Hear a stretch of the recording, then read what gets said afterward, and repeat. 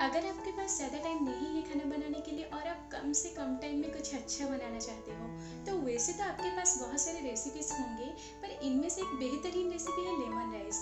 Hello friends, मैं हूँ सुज्ञानी और मैं आज बनाने वाली हूँ लेमन राइस, और वो भी प्रेशर कुकर में, ताकि हमें उसे बनाने में ज़्यादा टाइम भी ना लगे और वो बहुत टेस्टी भी बने। तो चलिए शुरू करें।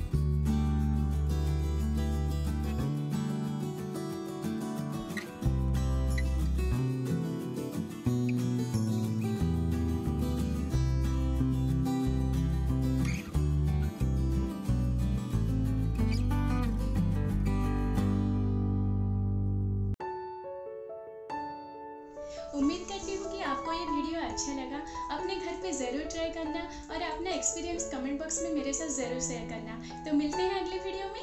नमस्ते।